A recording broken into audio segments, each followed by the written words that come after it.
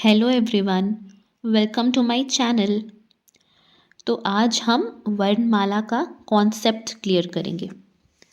वर्णमाला यानी alphabet. English में वर्णमाला को अल्फ़ाबेट कहते हैं। तो पहले हम वर्ण के बारे में, वर्णमाला वर्ण और माला से बना। तो वर्ण क्या होता है? वर्ण को इंग्लिश में लेटर कहते हैं, लेटर। तो वर्ण भाषा की सबसे छोटी इकाई होती है। क्यों सबसे छोटी इकाई होती? क्योंकि हम इसके टुकड़े नहीं कर सकते हैं। सबसे छोटी इकाई होती है क्योंकि इसके हम टुकड़े नहीं कर सकते हैं। और वर्ण को अक्षर भी कहते हैं, वर्ण को हम अक्षर भी कहते हैं। ठीक है, तो ये वर्ण की परिभाषा हुई। अब वर्णमाला किसे कहते हैं? वर्णों को क्रम से लिखते हैं।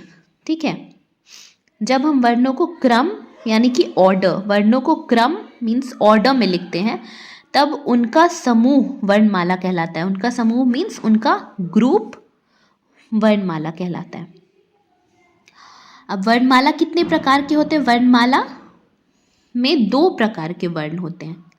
कितने प्रकार के वर्ण होते हैं वर्णमाला में? 2 प्रकार के वर्ण होते हैं।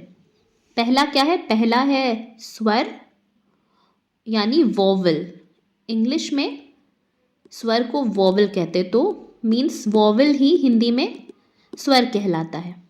और दूसरा है व्यंजन। व्यंजन यानी कॉन्सोनेंट। सो कॉन्सोनेंट को हम हिंदी में व्यंजन कहते हैं। तो अब स्वर की परिभाषा देख लेते हैं, डेफिनेशन। तो स्वर किसे कहते हैं? जिन वर्णों का उच्चारण करते समय किसी अन्य वर्ण की सहायता नहीं लेनी पड़े, वे स्वर कहलाते हैं। तो जिन लेटर्स का प्रोनाउंसिएशन करने के टाइम हमें किन्हीं दूसरे लेटर्स की हेल्प नहीं लेनी पड़े, उन्हें स्वर कहते हैं। ठीक है, मतलब इसको किसी की भी हेल्प की ज़रूरत नहीं है, ये अपने आप में ही कंप्लीट है।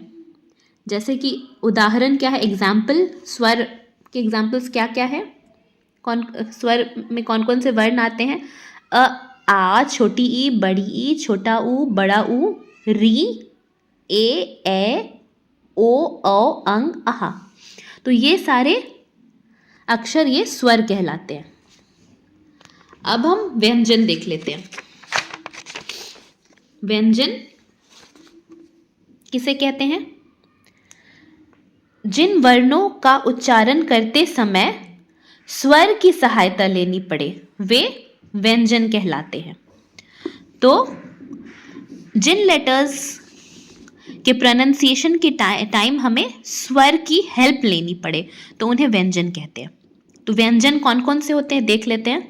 क, ख, ग, घ, अंगा, च, छ, ज, झ, इया, ट, ठ, ड, ढ, अड़ा, त, थ, द, ध, न, प, फ, ब, भ, म, य, र, ल, व, श। शा से ये शलजम वाला शा, लेकिन इस शा को बोलते क्या है? इसे बोलते हैं तालव्य शा। ये शा को हम लोग पेटकटा शा के नाम से यूजुअली जानते हैं, लेकिन इसे बोलते हैं मूर्धन्य सा। और ये इस सा को क्या बोलते हैं? इसको बोलते हैं दंत्य स।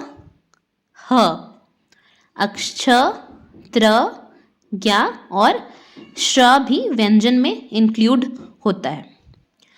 तो इन चारों को अक्ष, त्र, ज्ञा और श्या, इन्हें हम क्या बोलते हैं? संयुक्त व्यंजन। ये संयुक्त व्यंजन कहलाते हैं। इंग्लिश में जॉइंट कॉन्सोनेंट्स बोलते हैं।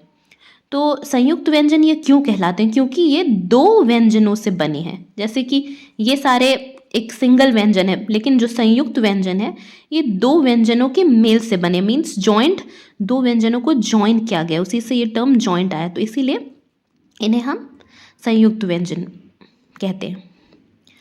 तो मैं इसमें कुछ इंग्लिश के टर्म्स इसलिए यूज़ कर रही हूँ क्योंकि हिंदी मीडियम के स्टूडेंट्स के लिए तो ये कॉन्सेप्ट क्लियर हो जाता है इजीली, बट इंग्लिश मीडियम के स्टूडेंट्स के लिए ये कॉन्सेप्ट क्लियर नहीं हो पाता है। हम लोग बस रट लेते हैं। इस चीज़ को मैं खुद से रिलेट कर पा रही हूँ, इसीलिए मैं इस तरह से इसकी एक्सप्लेनेशन दे रही हूँ। ताकि ये इंग्लिश मीडियम के स्टूडेंट्स के लिए ईजी हो जाए, उनका कॉन्सेप्ट क्लियर हो जाए। ओके, तो अब हम देख लेते हैं कि अक्षर किन इससे बना है, किन वर्णों से बना है। अक्षर कौन कौन से वर्णों से बना है? तो अक्षर बना है क और श, यानी कि मूर्धन्य सा, क और मूर्धन्य सा के मेल से अक्षर बना है। और त्र किन किन वर्णों के मेल से बना है? त और र, ज्ञ, ज और या, श, श यानी कि तालव्य श और र, ये दोनों को जोड़ करके श बना है। तो बस आज के लिए इतना ही। अगर आपको मेरी वीडियो यूज़फुल लगी हो तो please like my video and subscribe my channel. Thank you for watching.